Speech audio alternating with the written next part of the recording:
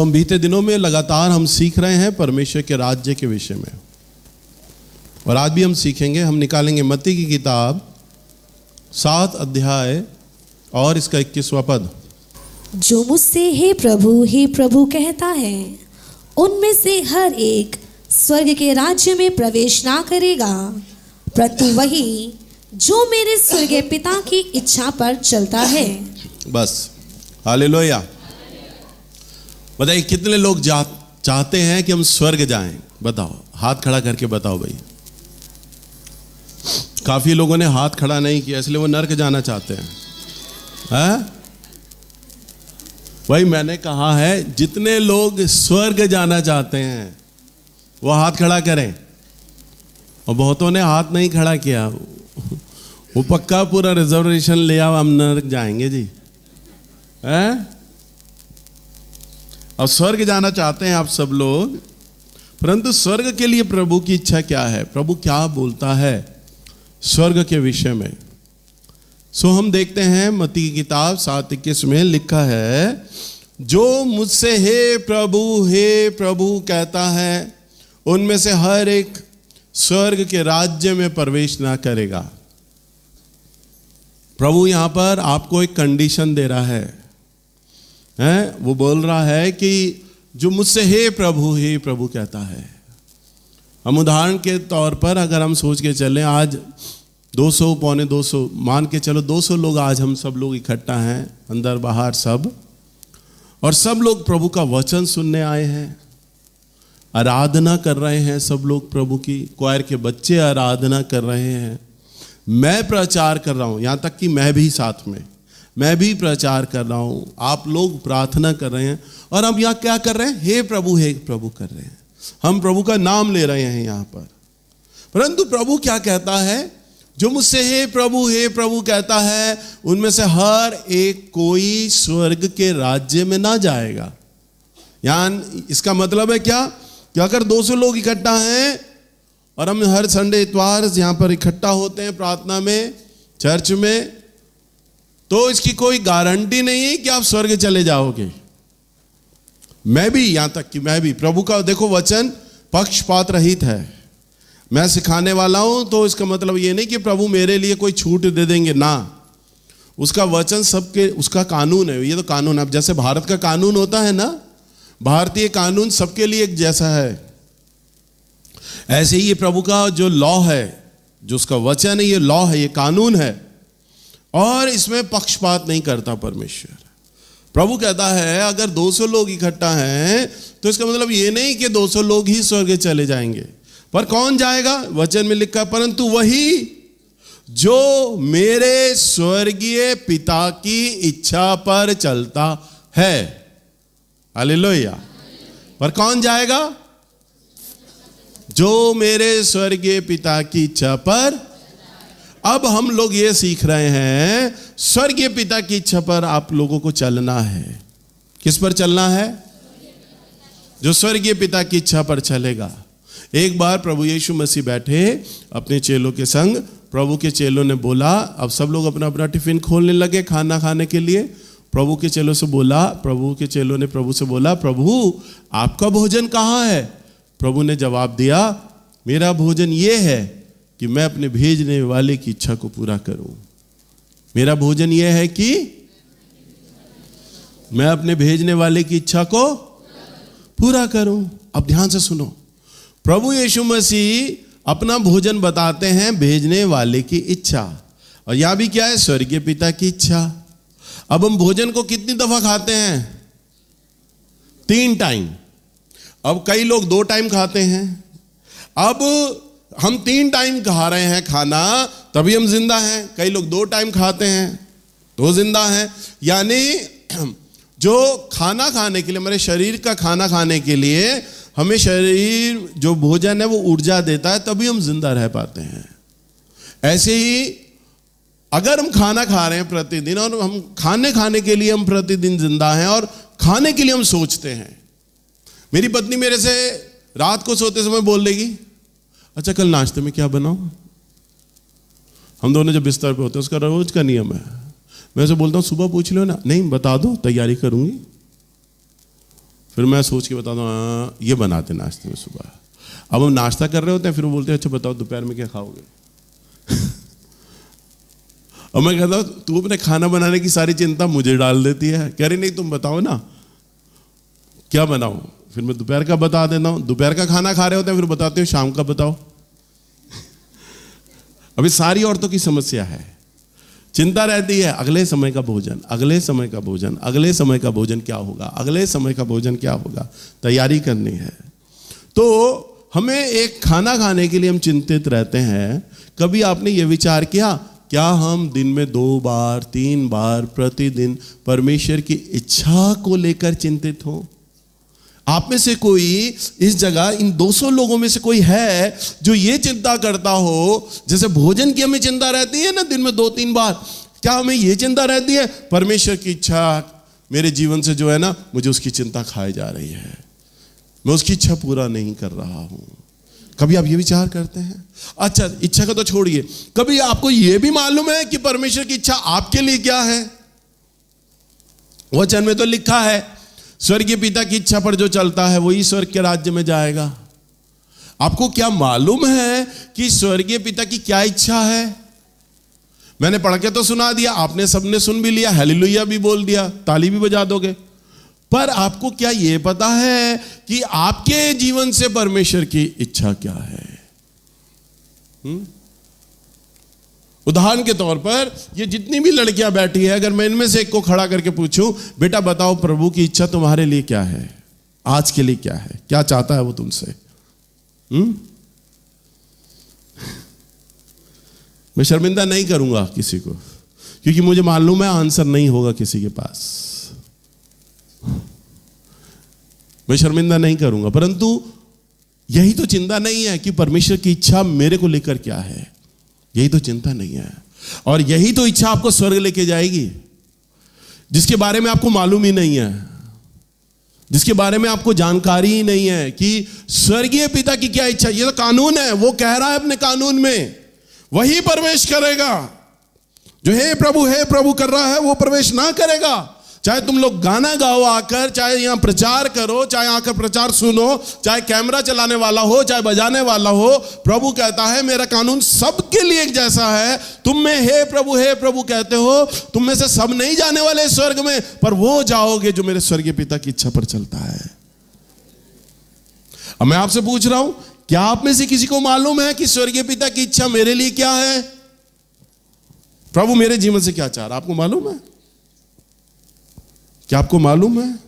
जब आपको मालूम ही नहीं होगा तो आप उसकी इच्छा पर चलोगे कैसे? भोजन की तो चिंता है, सुबह का ना खाना क्या बनाना है, दोपहर का क्या बनाना है, शाम का बनाना क्या है।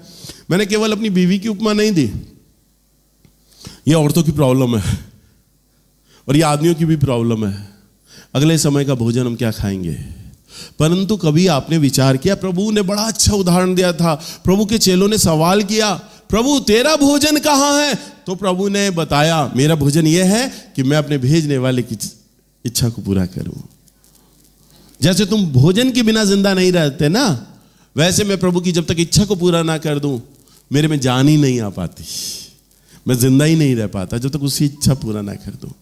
तो प्रभु की इच्छा को ढूंढो क्या है, और मैं आपको वचन से सिखाने का प्रयास करता हूं अपने जीवन का उदाहरण देकर परमेश्वर की इच्छा क्या है। इससे पहले हम परमेश्वर की इच्छा को समझें, मैं आपको एक वचन से समझाना चाहूंगा। निकालिए मत्ती की किताब, इसका 7 अध्याय और इसका 13 पद।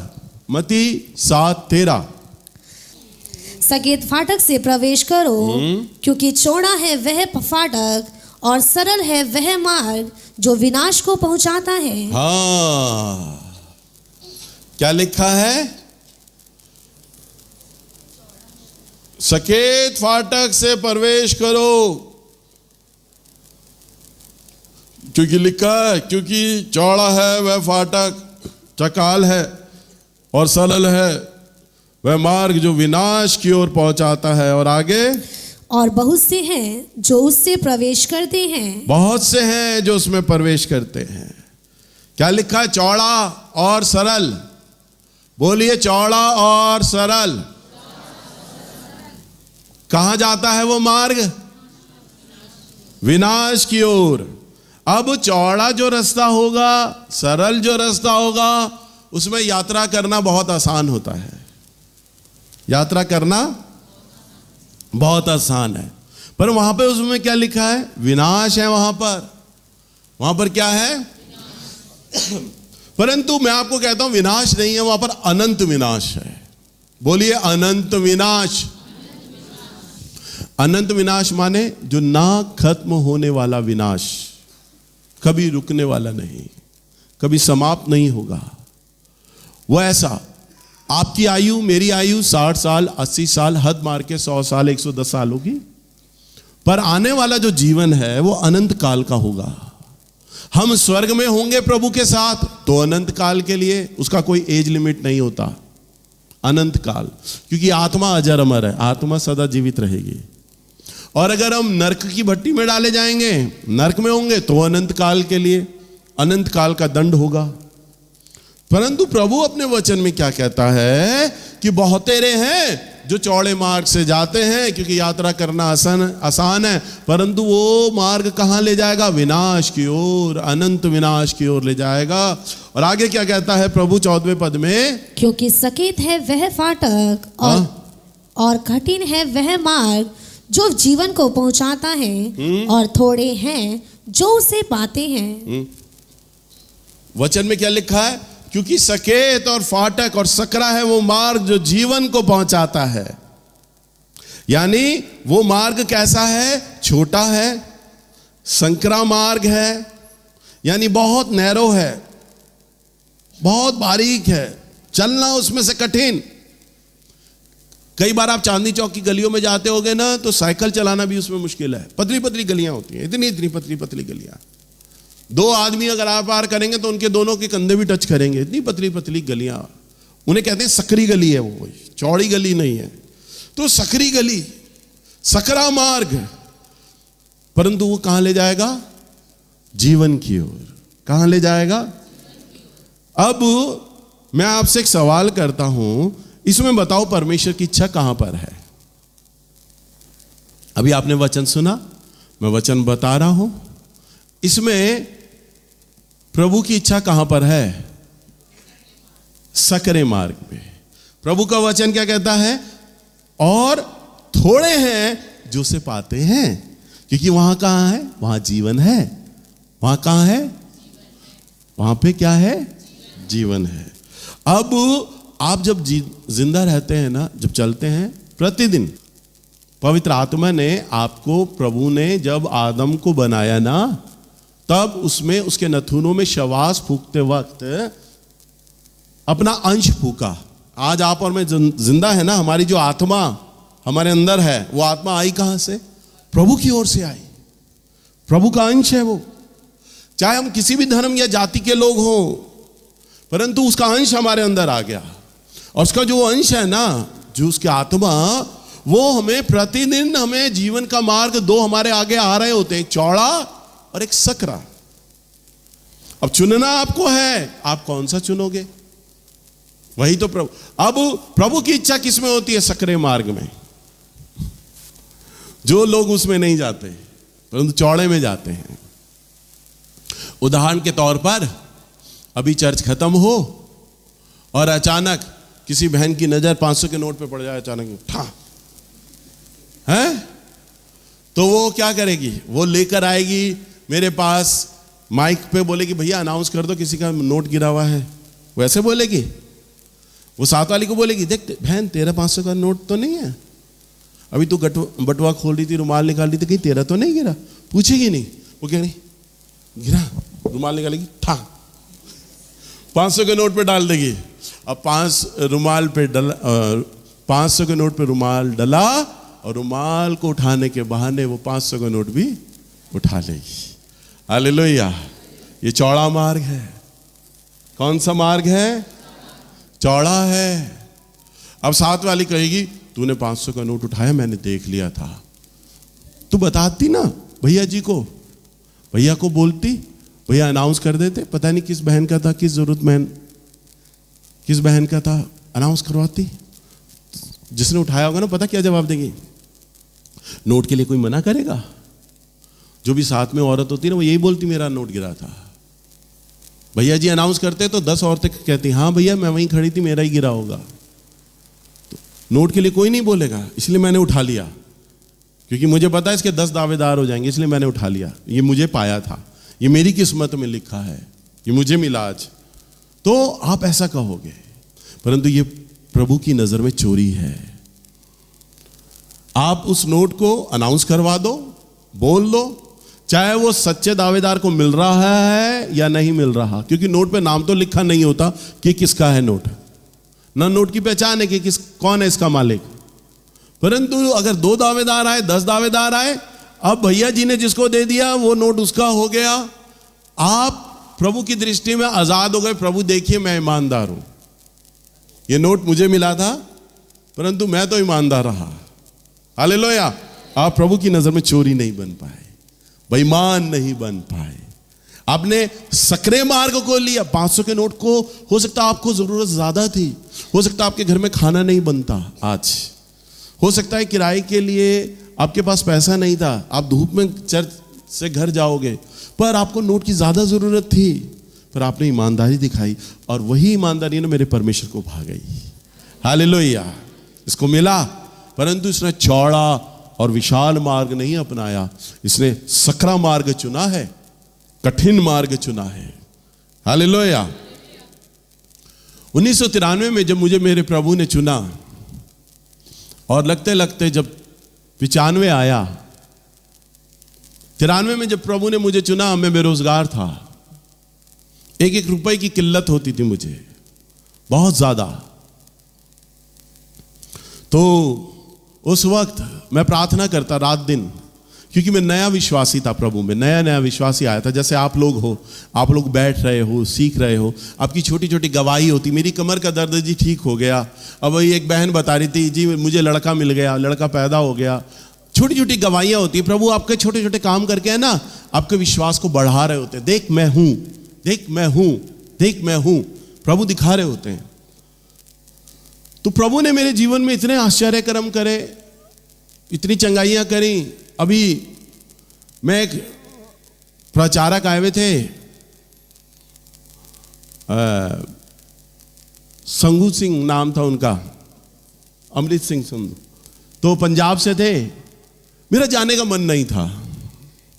क्यों मन नहीं था मेरा? और कहते हुए अच्छा नहीं लगता। अब 30 साल हो गए हैं मुझे प्रभु में। 30 साल में प्रभु ने मेरे द्वारा बड़ी चंगाइयां करी हैं, बड़े अद्भुत आश्चर्य कर्म करे। मैं जानता हूं मेरा प्रभु चंगा करता है। मैंने बड़े से बड़े प्रभु के अभिषिक्त दासों को देखा है चंगा करते हुए, चंगाई को करते हुए। मैंने बड़ी बड़ी चंगाइयां अपनी आंखों के आगे देखी है। 30 साल मैं प्रभु पवित्र आत्मा के साथ रहा हूं, मुझे मालूम है प्रभु चंगा करता। मैं क्या देखूं नया? मेरी चंगाई सभाओं में जाने का मन ही नहीं करता, ऊब गया हूं मैं। क्योंकि चंगा आपका होगा चंगाई देखने का मन, परंतु मेरा नहीं होता, क्योंकि प्रभु ने मुझे इन चीजों से निकाल दिया है। तो मैं क्या जाऊं वहां पर देखने के लिए? पर लोग जाते हैं। कोई भी नया विश्वासी, नया प्रचारक जब चंगाई के पीछे दौड़ रहा होता है ना, तो इसका मतलब है अभी वो नया विश्वासी, अभी तो पुराने में आया ही नहीं है, अभी तो वो सीखा ही नहीं है। मेरा है ना चंगाई की प्रार्थना करने का दोपहर में मन नहीं करता, सच कह रहा हूं, मैं ईमानदारी से बताता हूं। कई बार मुझे संजय बोलता भैया नए लोग आते हैं आप उनके लिए कर दिया करो। मेरा मन नहीं करता, नहीं तो अभी चंगाई करा दूं, मिनट नहीं लगेगा। बिना वचन बोले बोलो कैसे करवाऊं चंगाई? अभी मेरा प्रभु मेरे साथ खड़ा है, अभी चंगाई हो जाएगी। पर 30 साल हो गए हैं, प्रभु ने इतनी चंगाइयां करी, मन नहीं करता। क्योंकि मुझे मालूम है, वो आमोस भैया कहावत बोलते हैं ना कि एक लंगड़ा आदमी था, लंगड़ाते लंगड़ाते जा रहा था नर्क। वो 6 साल में जा रहा था, आपने उसे चंगा कर दिया, वो 4 महीने में पहुंचेगा, फटाफट दौड़ के पहुंचेगा। तो मेरा लोगों को चंगा करने का मन इसलिए नहीं करता, चंगाई की प्रार्थना करने का मुझे मालूम है ये इन्होंने प्रभु के पास नहीं आना, इन्होंने गवाही नहीं देनी। क्योंकि इस चर्च में इतने लोग चंगे हुए, अगर वो आते हैं तो ईमानदारी से पैर धरने की जगह ना होती। प्रभु यीशु मसीह के पास जब जा रहे थे ना, तो 10 कोढ़ियों ने प्रभु को बोला प्रभु हम पर दया कर। प्रभु ने कहा जाओ तुम सबके सब चंगे हुए। सारे 10 कोढ़ी चंगे हो गए, पर आया कितने? उनमें से एक आया प्रभु को धन्यवाद देने के लिए। 9 नहीं आए, 9 चंगे होके चले गए। तो इसलिए चंगाई देने का मेरा मन नहीं करता, चंगाई की प्रार्थना करने का, सिर्फ लोगों का मन रखने के लिए मैं प्रार्थना कर देता हूं आखिर में बस। तो प्रभु ने इतने आश्चर्य कर्म किए, इतनी सिखाई है प्रभु ने। तो मैं भी आपकी तरह तब बालक होता था, नया नया विश्वासी था, मैं प्रभु के आगे रो रहा, प्रभु मैं आपकी सेवा करूंगा, मैं सच कह रहा हूं, परंतु मेरा आप बिजनेस खुलवा दो, मुझे आप नौकरी दे दो, मेरा पैसे का खोल दो प्रभु। मेरे पापा को माउथ कैंसर था, दोनों भाई बहन छोटे थे, घर में कमाने वाला कोई नहीं था, मैं रात दिन रोता, उपवास करता, प्रभु आप मेरा काम खुलवा दो, मेरा बिजनेस खुलवा दो, मैं सच कह रहा हूं, मैं आपकी सेवा करूंगा, मैं नौकरी करूंगा प्रभु, मेरा कोई इनकम सोर्स खोलो प्रभु, मैं करूंगा। एक रात में प्रार्थना करा, प्रभु ने मुझसे कहा मैं तुझे नौकरी दूंगा। मैं बड़ा खुश। प्रभु ने कहा परंतु वो नौकरी तेरे पास थोड़े ही दिन रहेगी, तू सारा जीवन नौकरी ना करेगा। प्रभु ने मुझे कहा अब सारा जीवन नौकरी ना करेगा, ये तो मैंने सुना ही नहीं। खुशी के मारे मैंने वो सुना, प्रभु कह रहे हैं अब तुझे मैं नौकरी दे रहा हूं, क्योंकि हम वो सुनना चाहते हैं ना जो हमें अच्छा लगता है। हम वो क्यों सुनना चाहेंगे जो हमें अच्छा नहीं लगेगा। तो थोड़े ही दिन बाद, 2-4 दिन बाद हमारे एक जानकार आए, प्रपोजल लेके आए, एक बड़ी कंपनी है नेस्ले, नाम सुना आपने नेस्ले? नेस्ले इंडिया, उसमें मेरा पक्का जॉब लग गया, जाते ही पक्का जॉब लगा मेरा सेल्समैन का, ग्रेजुटी फंड बोनस सब लग गया, पक्का जॉब। मैं बड़ा खुश, इतनी बड़ी कंपनी में, मल्टीनेशनल कंपनी में मेरा जॉब लग गया, बड़ा खुश। साल सवा साल मैंने वो जॉब किया, 1.5 साल के आसपास मैंने जॉब किया। अब मैंने प्रभु को कहा था, प्रभु जी मैं जॉब करते करते आपकी सेवा करूंगा। तो मैं अजमेरी गेट में मेरा ऑफिस था, 6 बजे मेरा वहाँ सारा बंद हो जाता था काम। उसके बाद मैं इरविन अस्पताल, जीबी पंत, इन अस्पतालों में जाता, रात के समय प्रार्थना करता, दिन भर साइकिल चलाता था, साइकिल हुआ करता था मेरे पास। 10-11 बजे मैं साइकिल पर अपने घर आता था शाम को, फिर रात का खाना खाता था। ये शेड्यूल था, नौकरी करता और वहाँ जाता, क्योंकि मैंने प्रभु को कहा था प्रभु आप नौकरी दे दो, मैं आपकी सेवा भी करूँगा। नौकरी मिल गई थी, मैं सेवा भी कर रहा था, मैं बड़ा खुश था। मैंने कहा बड़ी अच्छी लाइफ चल रही है, अब नौकरी भी लग गई है, मैं प्रभु की सेवा भी कर रहा हूँ, मैं बड़ा खुश था। कुछ समय बाद अब प्रभु ने मुझे कहा था वो तेरी नौकरी कुछ समय के लिए रहेगी, मैं ले लूंगा तेरी नौकरी, प्रभु ने बोला। कुछ समय के बाद मैं स्कूटर पे जा रहा था, बरसातों का समय था, अचानक एक ट्रक ने हल्की सी टक्कर मारी, मेरा स्कूटर रगड़ता चला कि मुझे काफ़ी चोटें लगी। चोटें लगने के बाद मैं बेड पर आ गया, चल फिर नहीं पा रहा मैं। 20-22 दिन के लिए मैं पलंग पर रहा, बेड रेस्ट। पापा ने भी सोचा चलो एक्सीडेंट हुआ है, जहाँ मैं काम करता था मुझे छुट्टी मिल गया, हाँ भाई नाइल्स का एक्सीडेंट हुआ है, सब लोग आए, स्टाफ आया मिलने यहाँ झोड़ोदा में। फिर मेरे को नौकरी मिल गई, मैं ठीक हो गया। जिस दिन मैं जॉब से ठीक हुआ, मैं फिर स्कूटर पे निकला ऑर्डर लेने के लिए जा रहा हूँ, एक टेम्पू आया, टेम्पू वाले ने टक्कर मारी बेड के साथ, और फिर मैं बेड पे आ गया 20-22 दिन के लिए। अब मेरे पापा घबरा गए, ये क्या हुआ, मेरा बेटा 20-22 दिन के लिए ठीक हुआ फिर बेड पे आ गया है। मेरे पापा रोते रोते चर्च गए, ढका चर्च, तब हम लोग ढका चर्च जाते थे।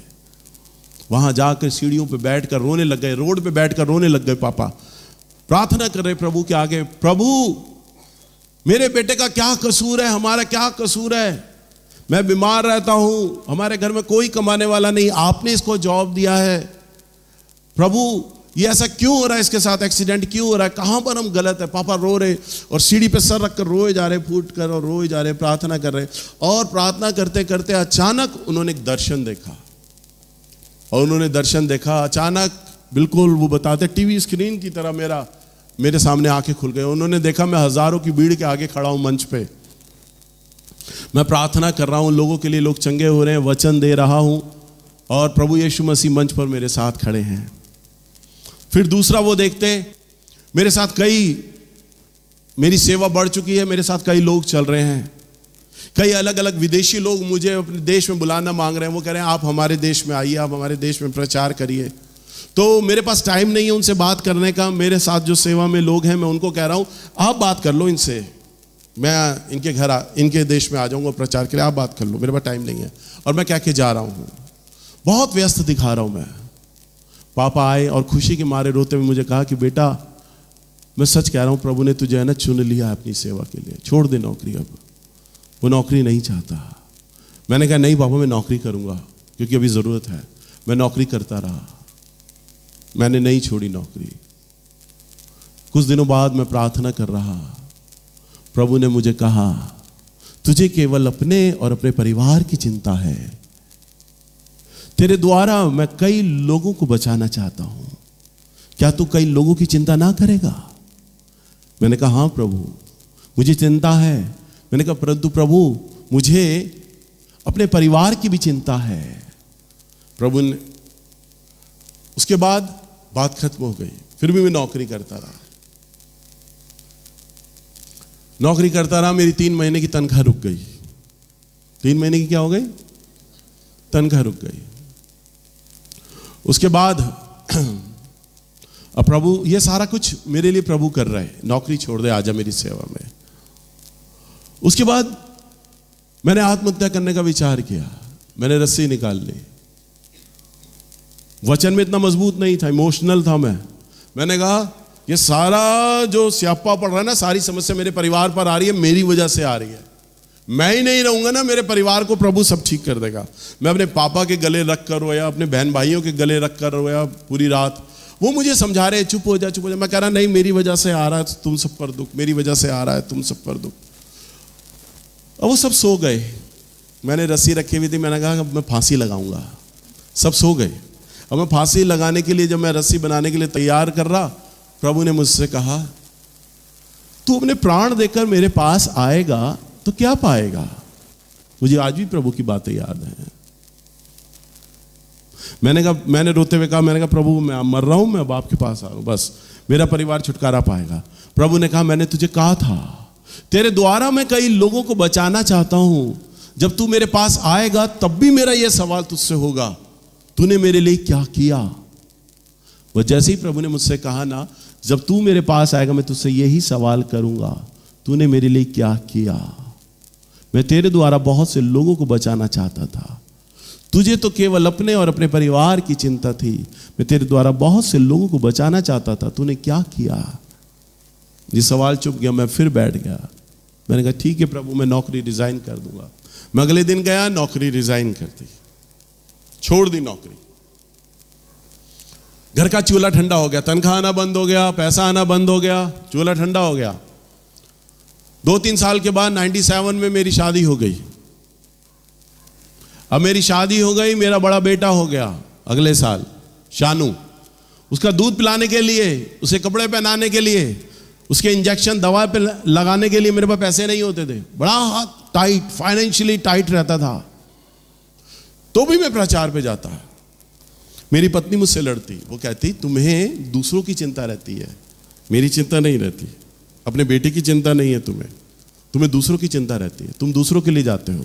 पर मुझे अनुभव था, प्रभु ने मेरी नौकरी छुड़ाई है, प्रभु ने मुझे चुना है, प्रभु ने मुझसे बात किया है। मैं नौकरी भी करूंगा, काम करूंगा, प्रभु वहां से फिर मुझे छुड़वा देंगे। मुझे मालूम था, मुझे प्रभु ने चुन लिया है अपने काम के लिए।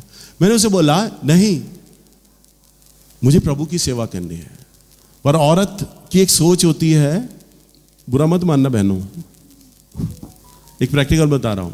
औरत सिर्फ अपना बच्चा, अपना पति, अपना परिवार, अपने घर का सामान तक सोचती है, वो आगे नहीं सोचती है ना भाइयों? ऐसे ही होता है ना। पर जो आदमी होता है ना, वो प्रैक्टिकल होता है, उसे सब देखना होता है, समाज, रिश्तेदार, अपने माँ बाप सब देखने होते हैं। औरत ने सिर्फ अपना घर, वो जो उसका घर होता है ना, वही उसकी दुनिया होती है, वो वहीं तक का सोचती है। मेरी बीवी रात दिन लड़े, मैं जब जब जाऊं प्रार्थना के लिए वो लड़े, बस तुम दूसरों के लिए जा रहे हो, अपने बेटे के दूध की चिंता नहीं, अपने बेटे के सामान की चिंता नहीं, इसके कपड़े पहनाने की चिंता नहीं है। वो रोज मेरे से लड़े। एक बार सुबह के समय वो मेरे लिए रोटी बना रही, अचानक उससे सपना आता है और वो मुझे कहती है सुनो मैंने एक सपना देखा। मैंने कहा क्या?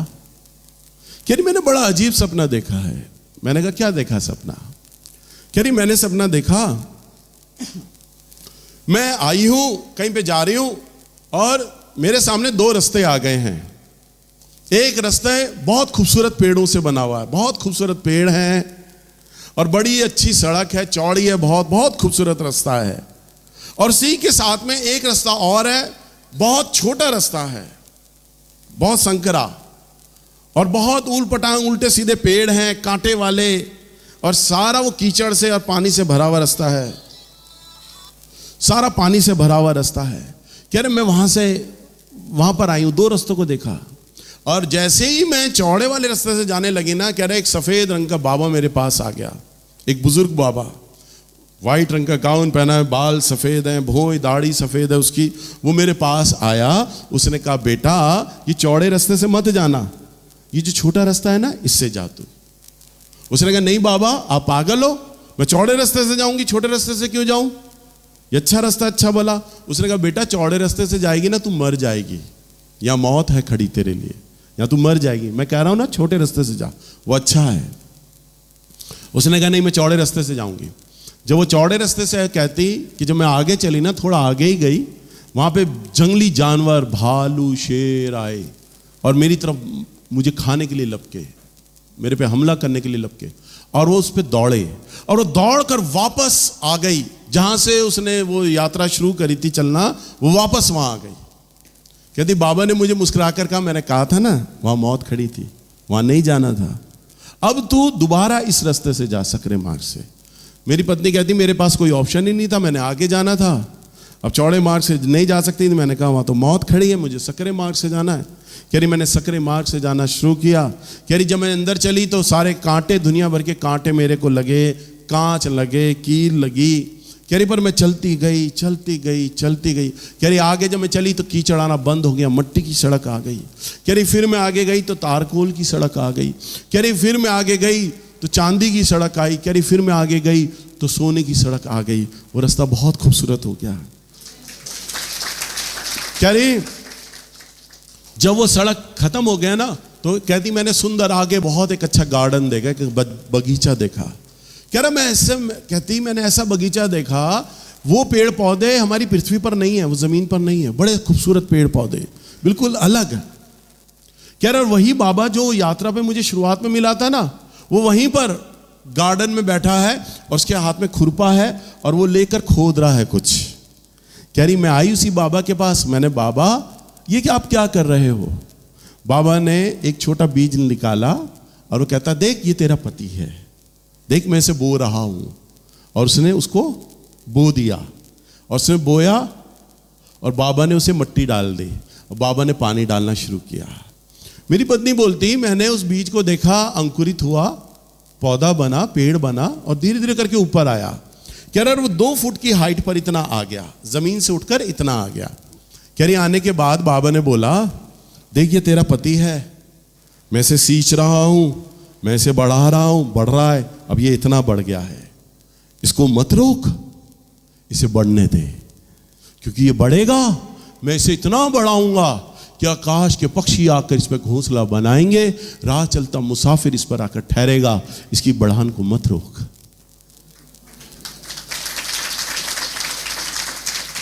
उसने जब ये सपना बताया ना, मैं सुन के रो पड़ा। मैंने यही वचन निकाला, मैंने उसे पढ़ाया, मैंने कहा देख मेरे प्रभु ने हू बहू ये सपने में तुझसे बात की है। यही तो वचन उसने दिखाया जो प्रभु मेरा बोलता है, सकेत फाटक से प्रवेश करो, क्योंकि चौड़ा है वो फाटक और सरल है वो मार्ग जो विनाश को पहुंचाता है, और बहुतेरे हैं जो उसमें प्रवेश करते हैं। क्योंकि सकेत में फाटक और सकरा है वो मार्ग जो जीवन को पहुंचाता है, और थोड़े हैं जो उसे पाते हैं। मैंने कहा ये सपना, ये जो वचन है ना, तुझे सपने में मेरे प्रभु ने दिखाया है। और आज मुझे 30 साल हो गए बिना नौकरी के, प्रभु मेरी सारी जरूरतों को पूरा कर रहे हैं, मेरे परिवार की जरूरतों को पूरा कर रहे हैं। क्योंकि ये मनुष्य की बनाई हुई सेवा नहीं, मैं तो नौकरी और बिजनेस छोड़ करना चाहता था, प्रभु ने वहां से मुझे निकाल के मुझे लेकर आ गया, मेरी सेवा कर, तेरी जिम्मेदारियां मैं उठाऊंगा, तेरे खर्चे मैं उठाऊंगा। और वो मेरे खर्चे उठा रहा है, और केवल मेरे ही नहीं, जिन्हें मैंने चुना, जिन्हें मैंने क्षेत्र दे दिए, क्योंकि मेरे परमेश्वर ने देखा ये जिन जिन को चुन रहा है सेवा के लिए, वही फेवर मेरा उन प्रचारकों पे भी चला गया। आज 8-10 लोग मेरे साथ जुड़े हुए हैं और अभी तक उनको भी नौकरियां करने की जरूरत नहीं पड़ी है, प्रभु उनके भी जरूरतों को पूरा कर रहा है। हालेलुया। प्रभु ने कहा आकाश के पक्षी आकर ठहरेंगे, बसेरा करेंगे। और अभी तो इस पेड़ की शुरुआत है। अभी तो प्रभु ने इस पेड़ को बहुत बड़ा करना है, बहुत विशाल करना है। अभी कुछ भी नहीं है। इसलिए ये मनुष्य की बनाई हुई सेवा नहीं है। मैं शुरू से बोलता आया हूं, इसके पीछे एक परमेश्वर की योजना है, परमेश्वर का दर्शन है। सो मेरे लिए क्या है इच्छा? मेरे लिए इच्छा ये है कि मैं परमेश्वर का सुसमाचार प्रचार करूं। हालेलुया। मेरे लिए प्रभु की इच्छा क्या है? कल के दिन मुझे फीवर हो गया था, बुखार था, ठंड लग रही थी मुझे। इस गर्मी के टाइम पे भी मैं कंबल ओढ़ के लेटा हुआ था, फीवर हो रहा था मुझे। मैंने सबको फोन किया, अपनी बहन को, परवीन को, संजय को, मार्क को, मैंने सबको बोला। मैंने कहा कल तुम प्रचार करना, पर ऑल्टरनेट तैयार रखना वचन अपना। पर मैं प्रार्थना कर रहा हूं प्रभु से कि कल मैं चंगा हूं और मैं आऊं प्रचार के लिए। मैंने करना है प्रचार, मैं करूंगा प्रचार, पर तुम स्टैंड बाय में रहना। किसी तरह की कमजोरी या दिक्कत लगी तो तुम करना प्रचार, नहीं तो मैंने करना है। मैंने उन्हें बोला था ऑल्टरनेट पे। इसलिए सुबह के समय संजय भाई ने प्रचार किया, पर ये वाली सभा और अभी 2 बजे वाली सभा मैंने लेनी है। क्यों? क्योंकि मैंने अपने भेजने वाले की इच्छा को पूरा करना है।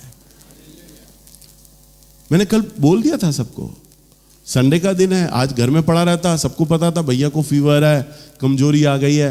मेरा चर्च चलता, आप लोग आते, दान वान डालते, मेरे को उतना ही दान पहुंचा था जितना दान मेरे प्रचार करने वाले बोले या मैं प्रचार करूं। परंतु मैं दान के लिए नहीं, मैं इसलिए आया हूं क्योंकि मैं अपने भेजने वाले की इच्छा को पूरा करूं।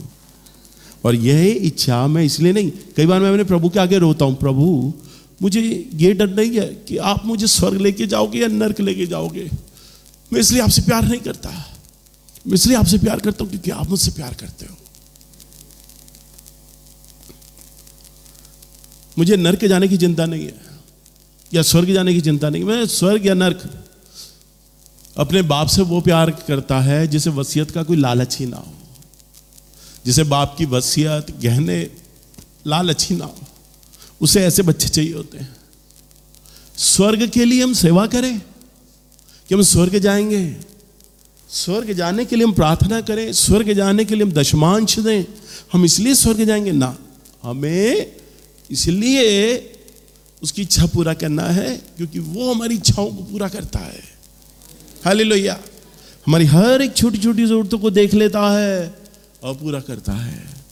अभी बीते 2 महीनों में प्रभु ने लाखों रुपए मेरे से खर्च करवा दिए, मेरी जरूरतों को पूरा किया।